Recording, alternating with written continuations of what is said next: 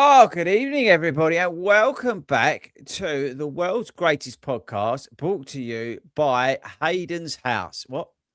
Wow, what's that got to do with it? Hayden today has made so much money at Cheltenham, everybody. He's decided to buy us all a house each. He's absolutely caking in money from his Cheltenham I owe it all to Wilco. that he got from Wilco. Well, you better pay up then if you owe it all to Better me. pay up, better pay. Anyway, we are back live. We're here to cause a bit of carnage for the next whatever along. Pre-warning to everybody. I've been having some IT issues just before we came on. I've got Bro actually down this weekend. He's been trying to fix it. So just pre-warn you, we could drop out at any time. So just putting that out there, which is one of the joys of being back live. But tonight we are talking about how to deal with injuries, but not like you've got to put ice on it and put your leg up and rest it. I'm talking about the stupid stuff that you might do or the things that you think of and get in your own way. And I want to deal with that. I want to deal with the people who are just sitting there and doing nothing instead of getting busy and getting active and getting back to running. Okay. So we're going to help you all out with that because you need a strategy. But before we do, I have decided to start this week by picking a fight with somebody. What? No, this is, I'm telling you now, I've got to write up. Wilco, sharpen your pencil, call the lawyer. Because this did. Now I may be going off on a tangent here. So I'm very happy to be pulled back from the brink of legal ramifications by my team, my colleagues. Okay, but there is a what's the thing, Wilco? A publication called Runner's World. Oh, I've heard of I that. don't know if anyone heard of that.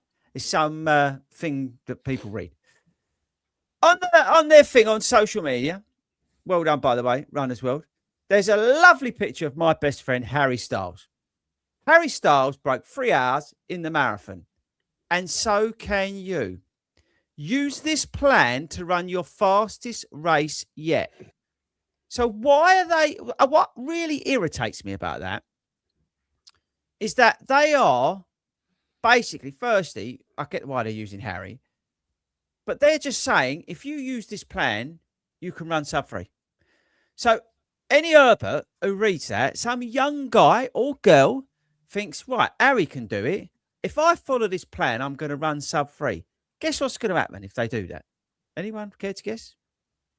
I should think it's unlikely they'll probably get injured. Maybe they just ran, I don't know, first marathon, 4:15, 4:30. But according to the Runner's World, if I can follow this plan, I'm going to run my fastest yet. It takes no account of the ability of that person, their background, anything.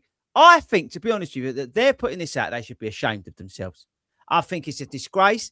I think these people pushing this out and turning around and saying, if you follow this, you're going to run your fast. That is dangerous because people read that because it's got Harry Styles on it, right? And fair play to Harry because he's making running popular in that generation, yeah? But some of these people are going to follow that and all they're going to do is get injured. It's driving me nuts. Can anyone else feel my anger? Isn't there, though, some part of responsibility on the people who are reading that to think, no, well, this ain't true. No, you've got to remember, people are taking this at face value because it's in a what was, I would class, a decent publication until I read this. And they're saying that. I mean, I totally understand you. You've got to say, well, you've got to be a bit thick if you're going to go and do that. But people will do it. And that's the thing. It's like when they get their runner apps, they go, oh, yeah, I'm going to go sub-3 because I saw Hugo do it on TikTok.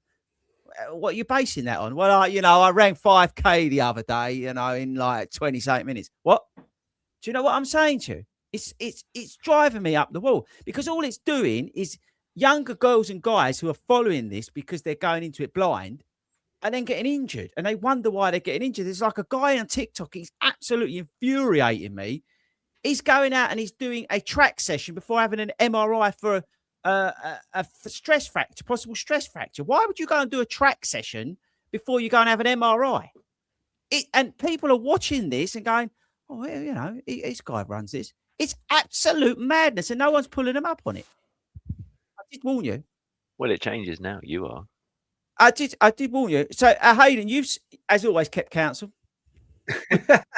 I'm just thinking about I might go and buy it tomorrow, see if I can run some free. I fancy that. Yeah. By the way, I downloaded it. I'm now on it. Yeah. No, it is terrible. Isn't it? But it's the world we live in. It's this whole socials world. When you see people, you joke about all the time about the TikTokers and things. See loads of people. Their expectations are just so unrealistic and so short term, and it's difficult because you want to shake people and tell people it's the influence they have over others. You just. It's scary. It is honestly, scary. And this one guy, yeah, he keeps going out and getting injured. Then he'll go and run a new personal best. Then he'll get injured again with shin splints. It's like, what are you doing? Like, if I was coaching you, you wouldn't be. I'd stop you immediately. But doing a track session before an MRI, I mean, why would you do that?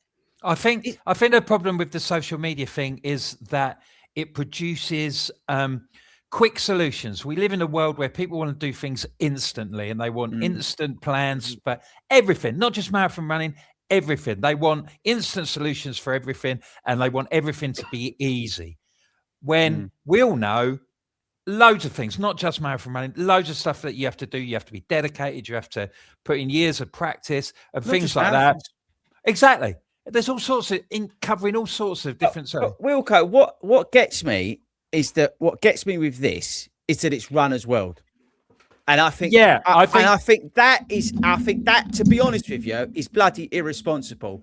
A really good magazine, a really good publication that's got a huge following to turn around and say, Harry Styles broke 3 hours in the marathon, and so can you. Use this plan to run your fastest race yet. Firstly, they're trying to profit off of it by getting people to click and all that sort of stuff. And then they're actually saying to the people, this audience that they know, that generation that wants to be like Harry, yeah, that you can do it as well, but you've got to follow this plan. Total contrary to that, yeah, I saw something really good on TikTok today. Who was interviewing I think he was an endurance something or other. I can't remember exactly what he was, but he was talking about the patience needed. And the time needed to do this sort of thing, and how long the program needs to be, and what the sort of things you need to be considering about to even get to that place where you could possibly think about running a sub-3 marathon. Yeah, it was brilliant what the guy was saying, because it was absolutely true. And he was talking about patience, consistency, patience.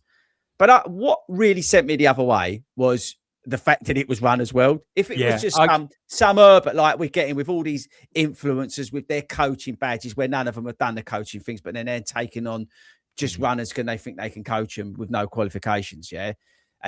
But this is Runner's World magazine, and that's why it sent me the other way, because I just think it's poor form, and they shouldn't be promoting that kind of thing. I take your point completely. The fact that where it's come from is disappointing. Exactly. Anyway, welcome back, everyone.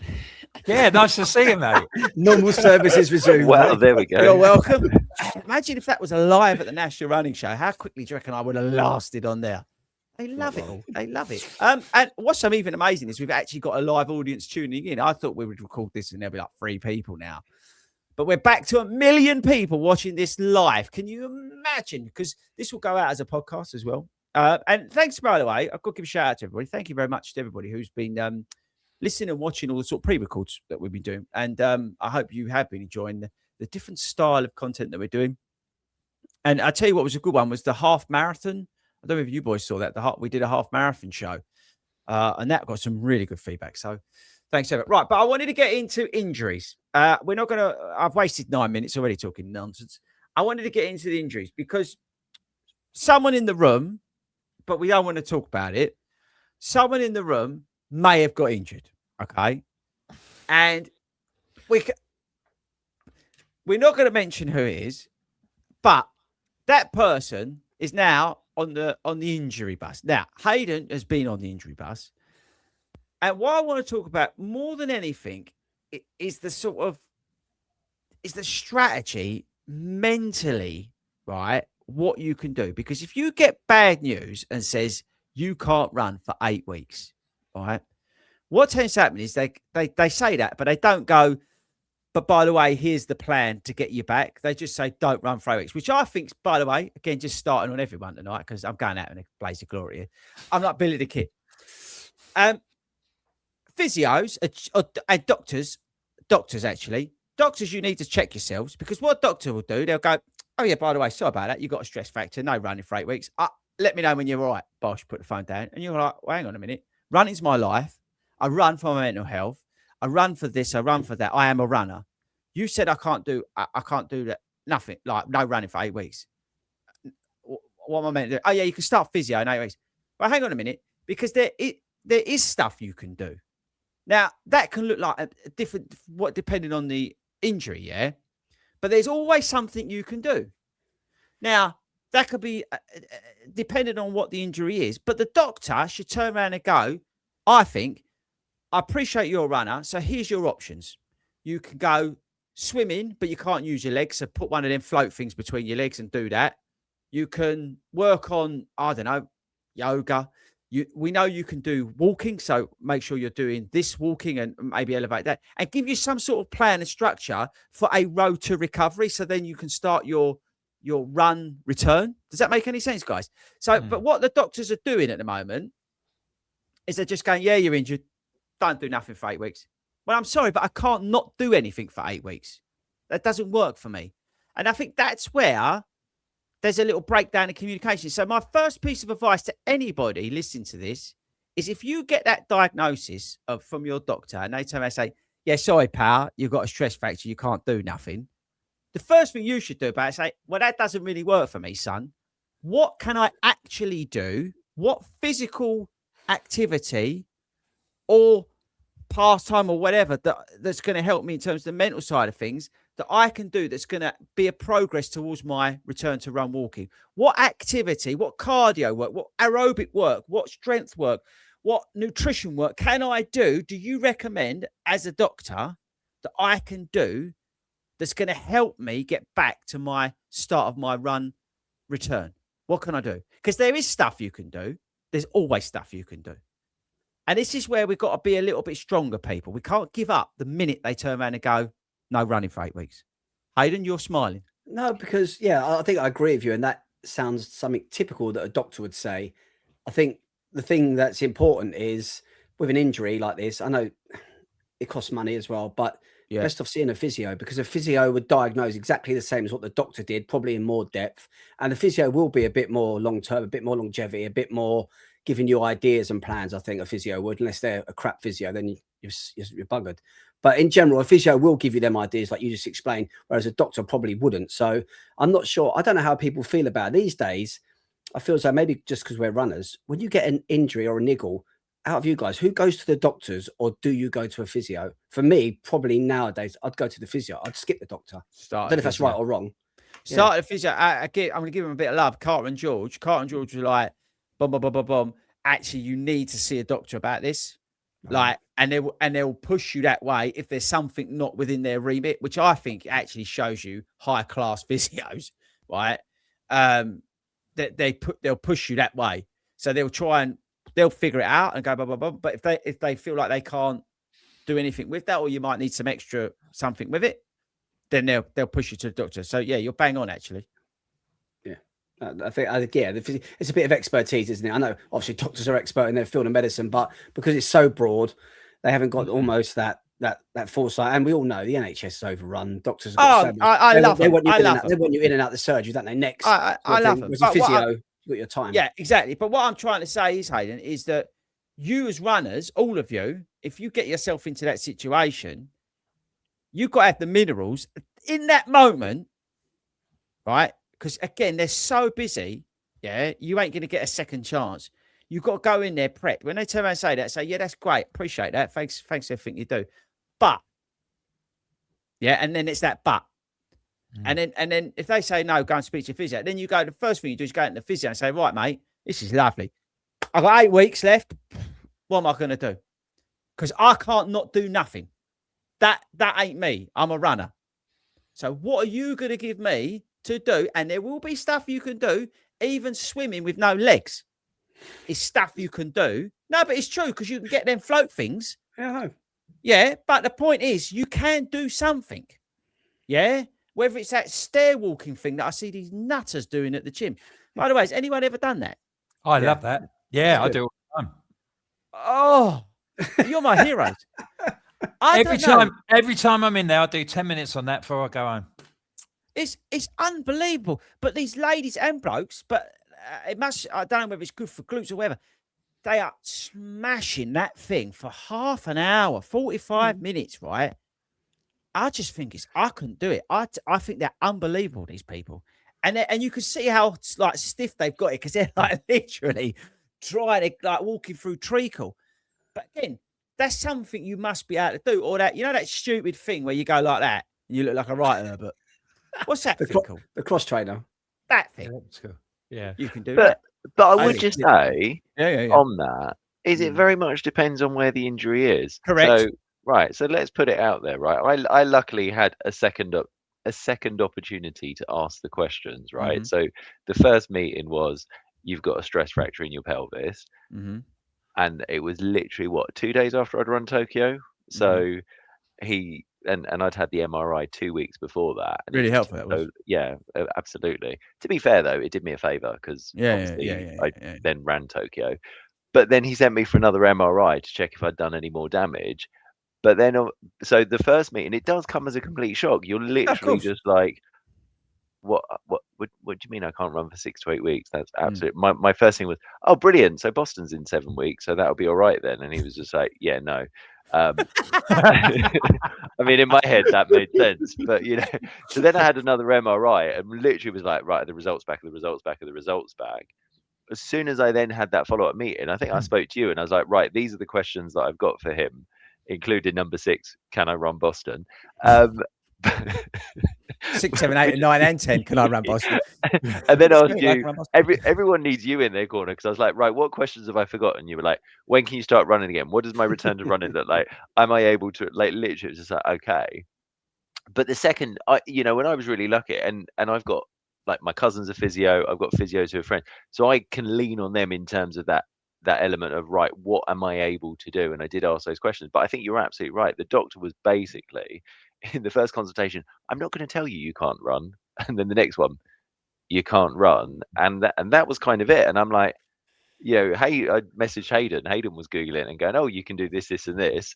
I'm looking at it going, oh, I could probably do this, this, and this. And it's just like, damn, what am I able, you're left, I'm going to say the word bereft, because you're just like, what can I do now? I can't run. It's tough. It is hard. And it is tough and it is hard. That's why I wanted to talk about it, because it's mentally destroying, and it can, over the course of those weeks, it can deteriorate your mental health so badly that if you're not on top of it, the minute that you get that diagnosis, you're basically screwed. You need to come out of there swinging, right? And saying, I'm not putting up with this shit, right? I'm going to be doing this, and this. And it doesn't matter, like I said to you, Ben, for you, like where yours is in the pelvis. I mean, you've had a shocker, because it's what actually can you do? There is a couple of things you can do, but okay, I'm going to concentrate on my nutrition. Yeah. So that's what I said to Ben. Focus on that, right? Work on that, because you're now not having to stuff your face full of hero boxes that you still got from Christmas, because you're not marathon training anymore. So why not, if you want to, whatever, but focus on building that side of things up and improving that side of things. So again, he's got a focus. He's got something that he can concentrate on. He can do the other bits, which is they've told him about the walking and that sort of thing, right? But you've got to take what you can get and use it, because otherwise what happens is you all sit on the injury bench and you go, woe is me. And it actually, I tell you now, it prolongs the injury, prolongs the time you're out, because you don't take the action quick enough. I said to him the other day, what about shockwave treatment? So, that's the first thing. Can I do that? What can I do? What can we do to speed this process up? Can I get in I don't know what they call them really cold things? And I'm not talking about Iceland. The ice yeah, bath? No, the Cairo chamber thing. Yeah. I'm not, so look, it's all cost money, but I'm just saying to you, what's out there nowadays that can, and then you, like Hayden said, go to the physio and say, right, I've got an opportunity because some people have got private medical, some people don't. But I've got the opportunity. I can go and sit in this really cold place for 10 minutes, freeze my nuts off. But apparently it's going to help. What does the physio say? Yeah, lovely, get involved. Or like people, they get these twinges and they get this and that.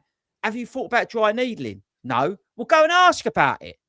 Like, go and get it sorted. Don't just sit there just because they say, no running. Well, what can you do to help me get back? What can you do? Don't sit there, take my 50 quid and give me nothing. That's useless. Because otherwise, people's mental health will deteriorate. So it's a warning to all of you. Do not take the easy option and sit there and feel sorry for yourself. It's not on the cards anymore. Anybody who's listening to this, you all got a cowboy up and you all got to get onto that physio and say, listen, mate, I'm not having this. What can I do to get back to running quicker? What can we do to keep my aerobic base at a constant? What can I do cardio-wise? That could be just like walking, but not just walking, but I mean, like, but do you know what I mean? Like you see it, like I see as a geezer at the gym. He's definitely coming back from an injury because he's absolutely destroying it walking. The whole time that I'm in there on a slight incline, it's all he's doing is walking. He's obviously coming back from something, but he's dedicated. Every time I'm in there, that bugger's in there. Fair play to the geezer because it's the only thing he can do. So that's the best thing to do. Put that negativity that you may have had from thinking, this is the worst thing that can happen to me, and turn it into a positive and start that road to recovery immediately as soon as you get that diagnosis. Hayden, you've just come back from major surgery. You look shocked. No, it's no, I totally agree with you. I think one of the keys to sort of staying positive is that it's the acceptance of what you've got. For me, that's a big thing. And I was almost lucky in a way because mine was a long-term problem. I knew mine was coming a long way off, and I was going to have the operation last sort of April, May, but then I was able to put it back thinking, I know I can get by. It's not doing any further damage, but I knew it was coming. So I'd accepted it from a long time out. So I think that helped to help me stay positive. I knew it was coming for a long way out. So when I come and I had the operation, as soon as I come out, it's like, you're not running for 3 months. Like, yeah, I know. I've been told this. I've known it for ages. So I've looked at it, I've researched it, spoke to people about it. And yeah, it for me, that acceptance is one of the biggest things of being able to be positive. It's when you think to yourself, like, I'm not going to accept this. I can't do this. I want to do this. I know I can run. I'll be all right with this one. That. And then you have setbacks, and that's when everything gets really negative. For me, that acceptance and understanding as well comes with acceptance of knowing what the injury is, maybe even how you got it. I think that's a big thing. Looking at the reason why you've got that injury. Is that because of the way you're training? Are you strength training correctly enough? Is your running form bad, Ben? Is just all these sorts of. It's since I've corrected my running form that I've got a stress fracture. I blame you. No, I'm sorry, right? There's two big takeaways here. Firstly, hey, you're meant to be the nice guy, right? You don't do this when I'm on, normally. That's a bit strong.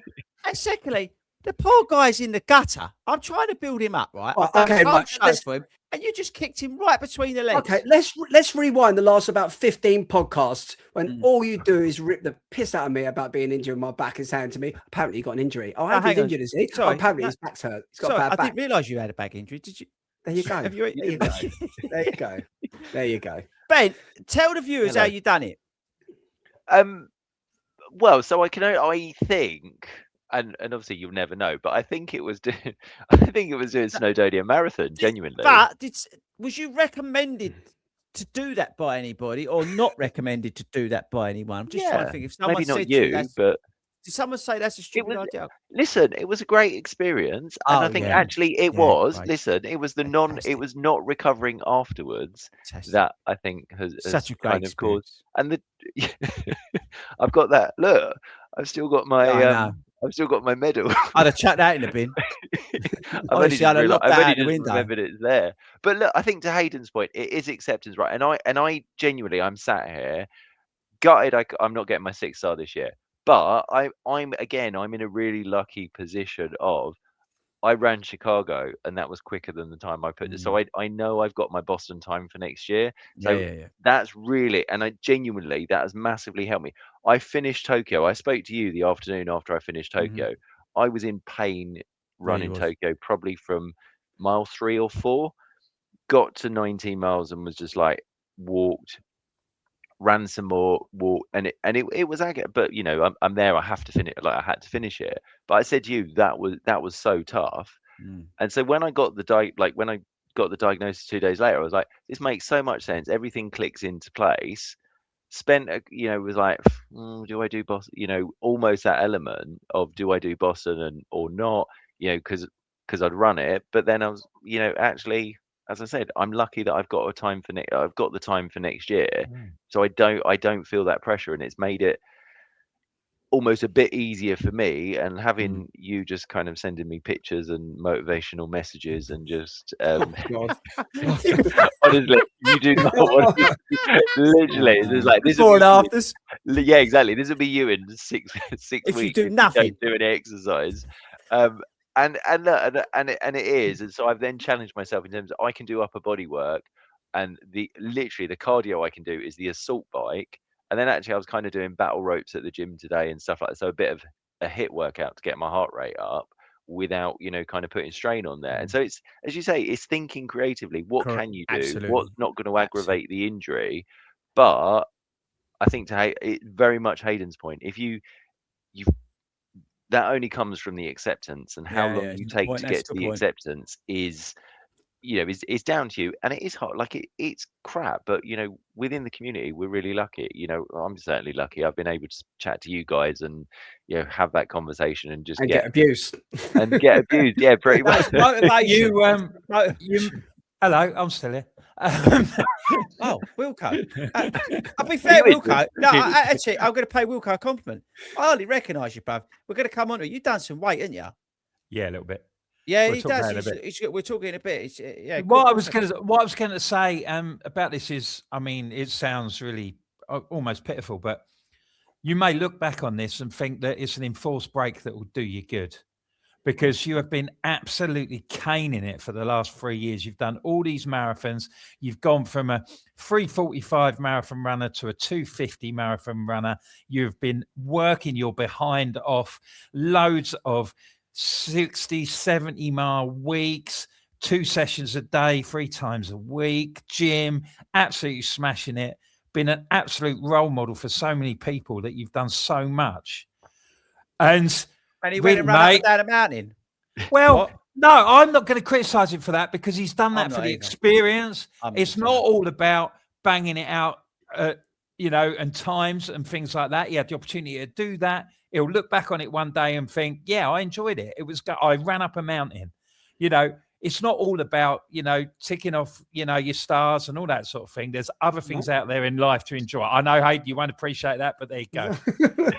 But yeah, so I think, a couple of months off, you could come back stronger, mate, and you could be really good. He will come back stronger. He will come back stronger. And it'll give you a bit of time, and it'll give you a bit of time mentally. I know FORDY said, you don't want to beat yourself up. It'll give you a little bit of time to think about where you're going and what you want to do, and what sort of direction you want to go in. Now you've reached a point where you've got your sub 3, you've got your Boston Marathon time, you've got your qualification for London. Some people might think, well, what's there left to do? Do you want to go hell for leather to get 2:45, or do you want to go in a different direction and try something else? And now's the time to have a little think about these sort of things. Trail running. Well, indeed, he might want to do an ultra. He might want to do something else. How would you want to do that? Well, Barkley Marathon. Barkley Marathon. What? Round Bartley Park? Yeah. But actually, just round that's that a genius idea. That is a genius idea, the Barkley Marathon. And it's like you 41's version. We shut the gate and you say you've got to do it around. I know someone, if Gemma Pedler ever listens to this, she's online now. She's it now. I reckon Gemma Pedler, this has got your name written all over it. The Barkley Marathon. You're the only one out of anybody I would know who would be able to do that. The Barkley Marathon. What a great video. It would be good. Old. That could be. Broxbourne could come out and support her. Oh, we'll we be could there, get mate. like a gazebo up. We'll be all over it. And yeah, she'd have to run through all the goose poo and all that. All over it. It's true. No, but Wilco, going back, what you said is right. Look, it's a freak injury. Like a lot of the time, they're overuse. A lot of the time, they're through our own stupidity for doing something, in terms of too much too soon, and the basics that we all get wrong, and we all get them wrong. Yeah, myself included. I was at the physio when I was doing my Chicago block because I was putting too much load on the foot press. We found out because it's just it's the sort of thing you do. Ben's is a bit of a freak one, but as you say, you've got to look at it in terms of actually, is this actually going to do me better? Because I can take stock, I can take a break, and use that positive side of things. And like I just said, look at, we was talking about nutrition, but look at an element that you may not have been able to do. Improve your times in the pool, improve, getting used to riding what they call them bike things, getting used to doing that sort of stuff, and maybe cross training, finding another means to be able to do something. So then when you do come back to your running element, you're a lot stronger, not just physically, but also mentally, because you say you've had that chance to reset. And it's in, and as you say, what I want to make, because I know we use Ben, but there's so many people in the same boat, because this is marathon season, half marathon season. There's a lot of people have been struck down with this sort of stuff, unfortunately, through no fault of their own. They might have been unlucky. You might have been following the Runner's World training plan for your sub-3 with Harry Styles that you're going to run. But the point is that you may come to a point where you're having to pull out of stuff and things like that. But the message I want to give to you, when we're so close to some of these races that you may have been looking to do, is don't get down. Get a plan of recovery. Now, you might not be able to run for X period of time, but that doesn't mean you have to sit there and stuff your face full of Doritos, even though I like Doritos. You can do something. There's always something you can do, right? So find out what that is. And as you say, accept it, get a plan, and deal with it, and look forward. And that will honestly sort that out. I think there's also potential, you can still be involved in the sort of like the running community and things like that. Perhaps getting out there, volunteering at a park run or a race, or just seeing people, just to be around the buzz of it all. That's a good point. It's, that's where being in the community comes into its own, that, people, they'll look out for you, just even if you're meeting up after, if you usually go to a satellite group and you just want to meet up for the coffee afterwards or something like that, just being around people that's a big boost as well. I think, I also think like Wilco stumbled upon it a while ago as well, saying Ben doing 60-70 mile weeks, doing all this gym training. You're giving up a lot of your life for running, which is fine.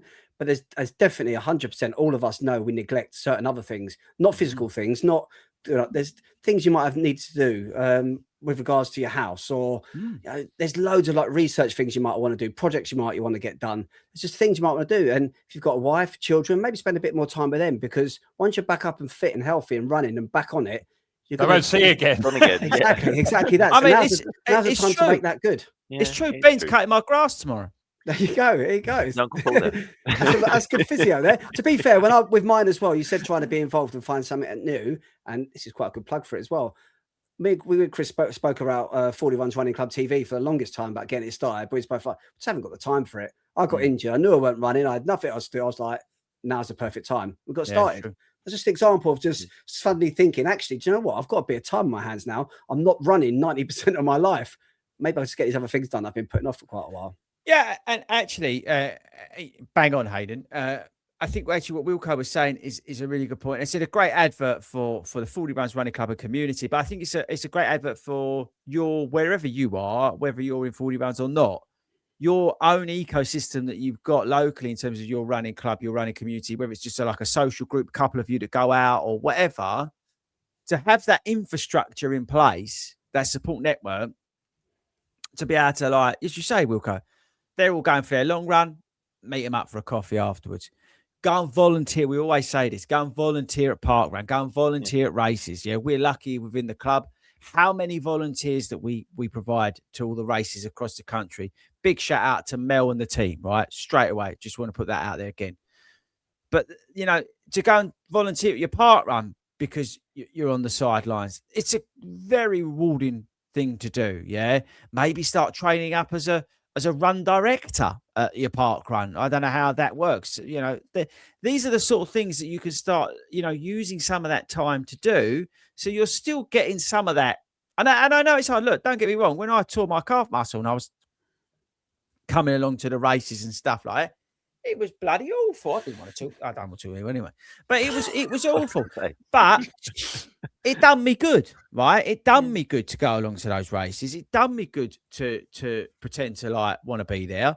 And it is good for you because it is your passion. It is your pastime. Don't shut yourself off from it. In fact, actually embrace it. Go along, volunteer, cheer people on, you know, and that can help you as well. As I say, we're very lucky with the club and the community that we've got, because I don't know another group of people that's as supportive as what we've got, right, on a genuine human level. What some people are going through within our club and community, and the fact that they're finding support from other people within that club and community, and it blows my mind, and it actually makes me emotional in some respects when I hear about some of the people who are going through stuff right now, and they are getting support from people who have been through that themselves.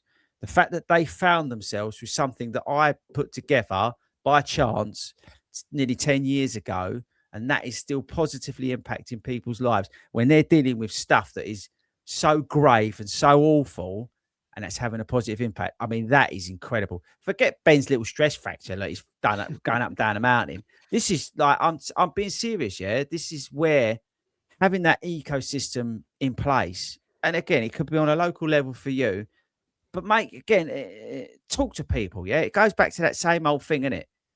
Is when you can't run and you can't exercise, sometimes, you know, it all just feels like total shit. And you're like, everything feels worse. Work feels worse.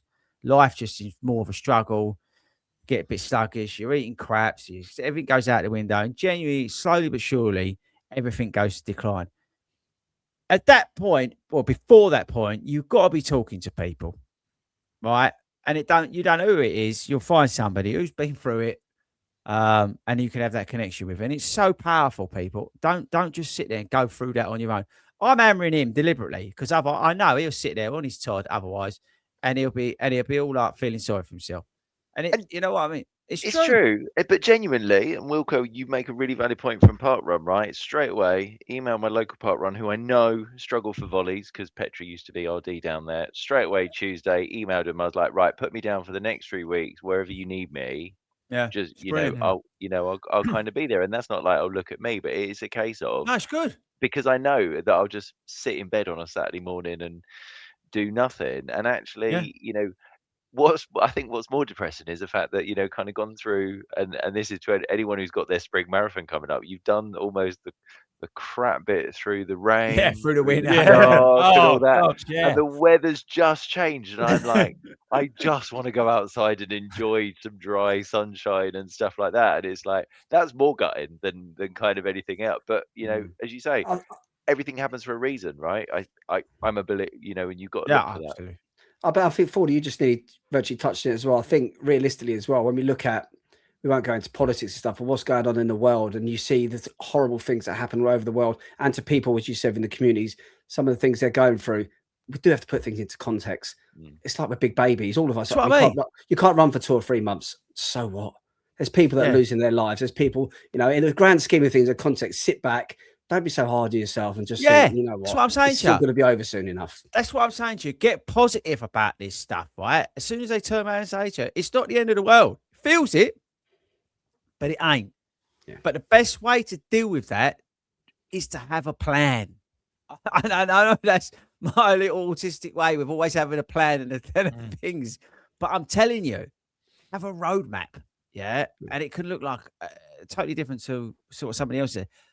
But get one, because it will sort you out. Now, we'll come. I do want to move on to, because I have been incredibly impressed, young man, with your recent weight loss. Now, is this something for Paris, or is this something in general because you're worried about like other stuff, or what's the deal? Well, don't worry about things. That's good. No, I just no, it was something that I set upon at the start of the year, and use an app, counting. It's been very simple. Just sort of like keeping an eye on how many calories I've been having. I've been trying to have a bit more protein in my diet, so to help me muscles repair. During my marathon training, because I don't know if people know, but I'm doing the Paris Marathon, which is 4 weeks on Sunday. I need to talk about that afterwards. Sorry to interrupt you. Don't let me forget. I've got something to talk about with that. Sorry, Walker. Carry on. And and I've just been chipping away at it since the new year. Sort of like 2 or 3 pounds a week have been coming off. I've been feeling good. Good, mate. I'm in many ways, I'm in a fortunate position because I live on my own. It's a little bit easier because, I'm not eating crisps and chocolate and I'm not drinking and I've not got it in the house. It's not as if I've got a distraction of kids who are sort of like eating stuff. If I'm not eating biscuits, I don't have any biscuits. They're just not in the house. I've had quite a tough, I had quite a tough day yesterday because I was in the office and, because Cheltenham was on, there was lots of food. There's a lot of money flowing about. Come on, boys, let's get involved. No, but let's not ring our mates and give them any tips. Keep it all in house, lads. It's a big deal at work at the Racing Post. So there's lots of pizzas about and fat sandwiches and crisps, and so that was a bit of a slog, but not coming my way, unfortunately. So and it's been going well, and I've done the best part of just over 1.5 stone. Yeah, you look good for it. You look good. Yeah, you look good for it. And the good thing is that I'm not feeling, it's with food and nutrition, you find there's so many, it's such a minefield. You feel something. And before, like people say, oh, well, you're doing a marathon plan. You don't want to go on a diet when you're doing a marathon. You're going to put things like that.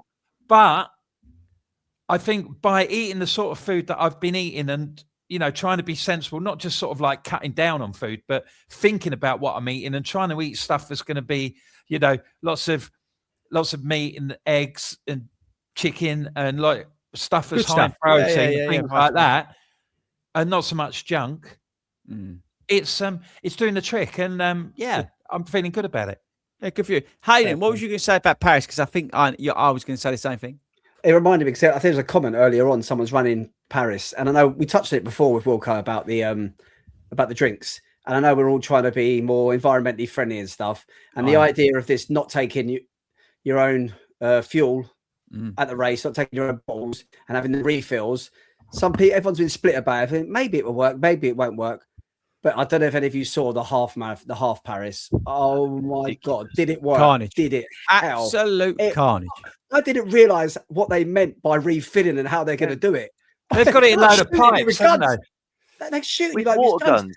Yeah. It's ridiculous. And are they still going to go ahead with that? Are they still going to go ahead with it? Okay. At Paris, someone made a really good point, and it's a dangerous point. I don't know if you want to point it out, Chris. I think you read the same article as me. I think it's actually dangerous that you're going to have people at Paris that are going to go out and want to go for a time. Obviously, it's a big marathon.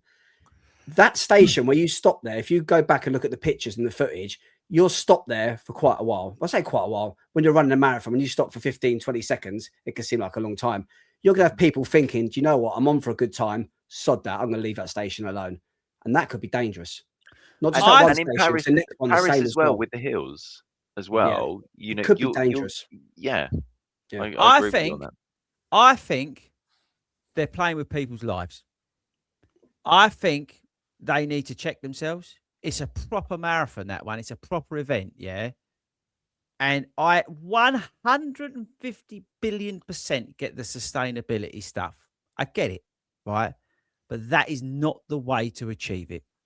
I'll be honest with you, that's not the way to achieve it. By putting people's lives at risk because that water station was too busy, so you didn't get some fluids, and you missed it because you didn't want to queue and have some geezer like thing in your mouth. I think they're people playing with people's lives. If they're that bothered about sustainability, I tell you what, if they're that bothered about sustainability, don't bother having it. Yeah. Like literally, sack it off. And maybe that's what they want. No, but my point is, if they're that nuts to think that filling people's water up like that with a hose is going to help, then they're on another planet. And I'd love to see the risk assessment, based on that.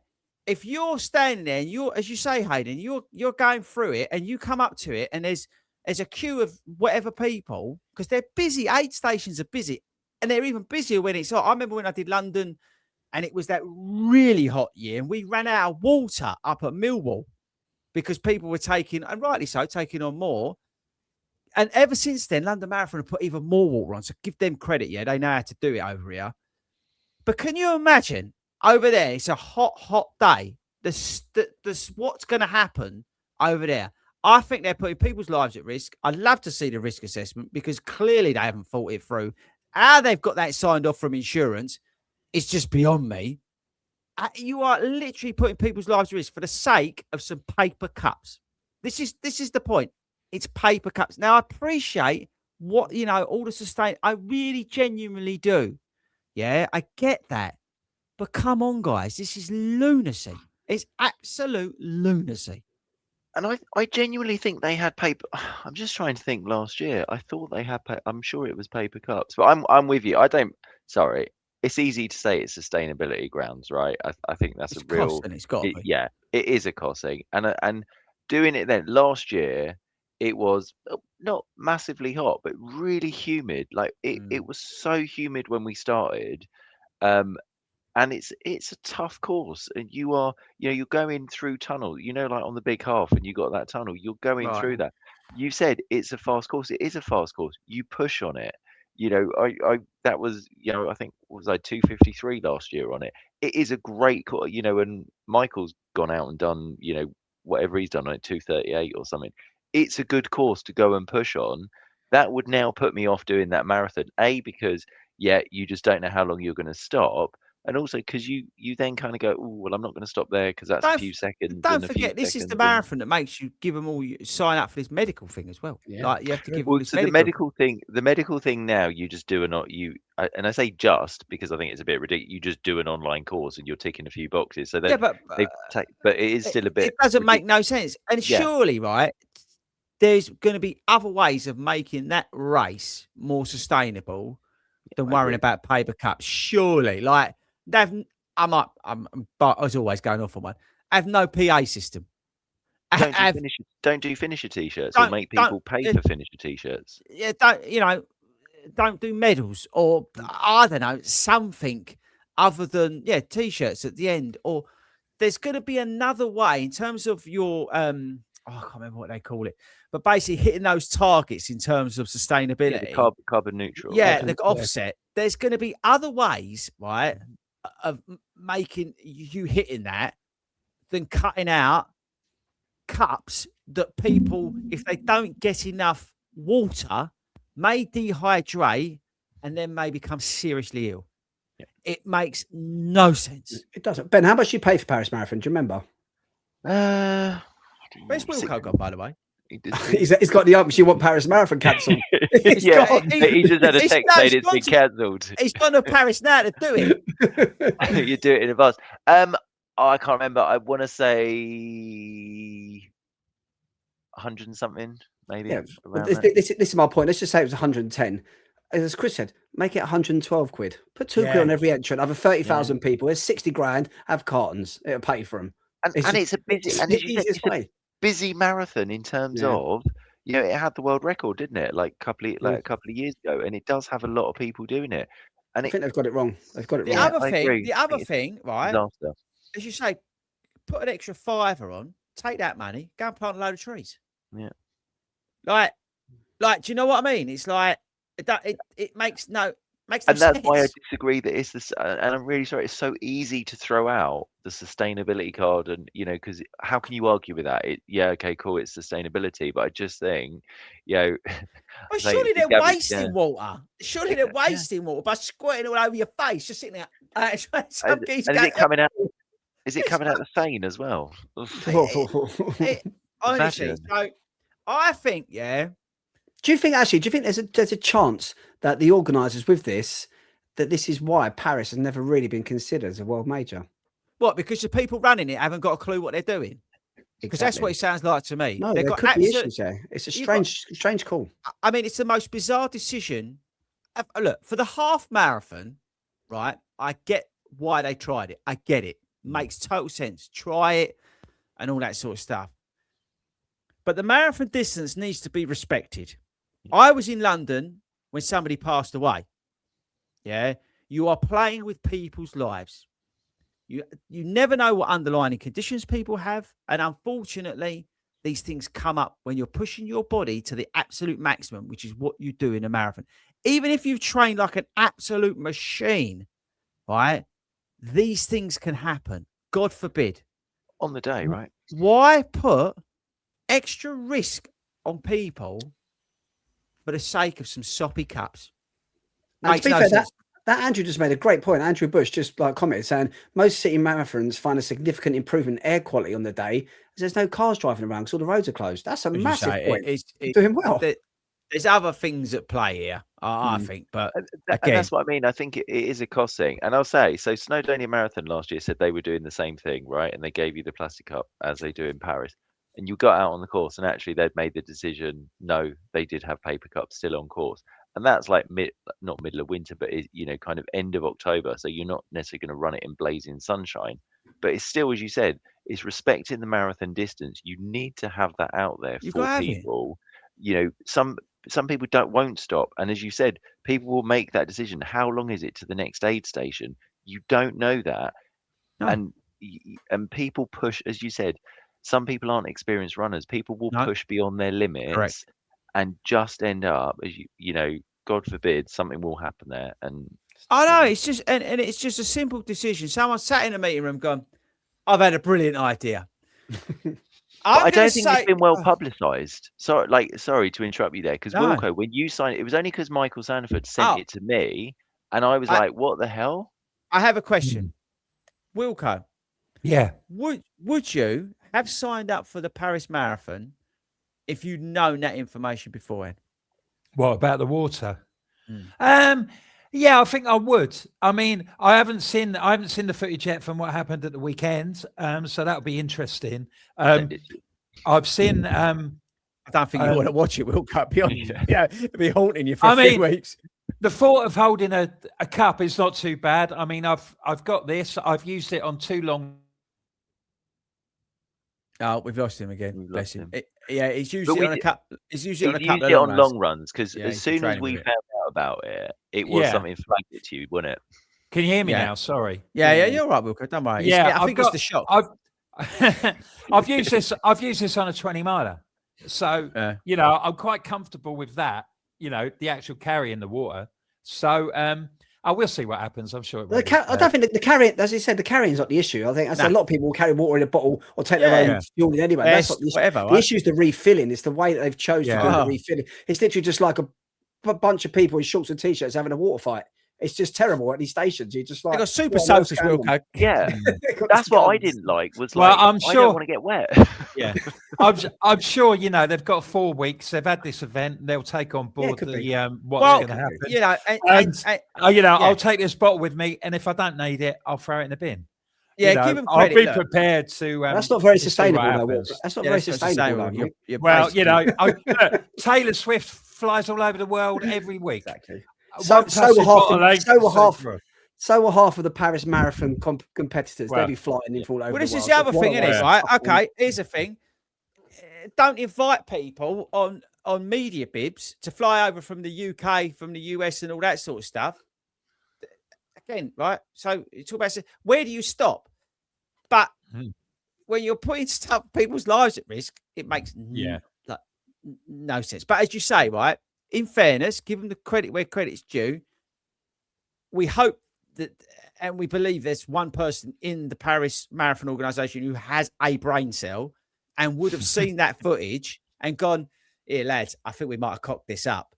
Let's put cups back on and tell everybody it's going to be all right. You're going to be hydrated throughout the marathon."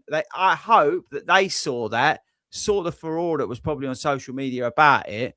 And they've actually made the decision that actually lives are more important than a couple of paper cups. Let's just hope that's the case. Because I tell you what, if that's the case, I wouldn't do it. I'd tell them to jog on. I wouldn't go and do Paris. What's that all about? It just makes no sense to me. Well, I'll go. I'll tell you what. I'll go and see what happens, and then I'll Wilco, let us know how you get on. Yeah. Yeah, I'll Cheers. be the guinea pig. No, we don't want no more Wilco wobbles, mate. That's no the Wilco thing. wobbles. This is, I'm being serious. No, you we just don't. I know. don't know. And look, just to finish on that point, like Midland Matt's just made it. You know, if Paris organisers really want to be green, set aside 1,000 places for people who use public transport to get there from their homes. You know, stuff like that. And again, credit to London Marathon heroes. The green zone thing. Don't bring a bag. Don't bring this. Rock up in your kit. You get, you know, whatever it is they're giving you. Crack on. That's the sort of stuff that will make a difference. You know, not trying to, you know, dehydrate people so they don't finish and you don't have to give them a medal or whatever you're trying to achieve. I don't know what it is, what the plan is there. But anyway. Okay. Last question for you all. Basically, because I think Hayden's upset everybody tonight. I've done nothing. It's you. I've been in a good mood. It's always you. You've basically got rid of runners. The Runners World are never going to sponsor the podcast. They never were. Right. The people at Paris Marathon are never going to invite you over to go and run it. And all physios and doctors hate you. So no, I like physios. I like the physios. Physios are now overrun. No, we gave the physios. He gave an excellent plug for the physios in Hartford. Yeah, Carlton George, I love them. I said I like the doctors on the National Health Insurance, but you've got to have a plan when you go in there. That's all it was. It was simple advice. Okay. It's consumer advice. I'm just giving back. It's like the watchdog for runners. What's that? Watchdog for runners. Yeah. That's true, actually. It is a bit like this, isn't it? Oh, if you've got anything you don't think's right, send it into I think this is total bollocks at gmail.com and we will pick that up and we will address that here on this chat. I mean, I've got time right over the next few weeks. Yeah, I was going to say. Yeah. The question is, do you think it's sensible us being live anymore? It is true, though, isn't it? Anyway, they all deserve it. They all got what they deserve. Writing stupid articles, just that infuriates me. It does. You know, there's so many people now coming into running. It's brilliant. It really is genuinely brilliant. I see so many people at lunchtime running. You know what I mean? Like, it's fantastic in the mornings. I walk to work. They're out running, and it's great. You know, young people, old people. It's fantastic. What has come out of like post-COVID, you know what I mean? And this big drive of all the people, the advertisers, you know, pushing running, park run, everything. It's brilliant. But then when you start seeing stupidity like that article, right?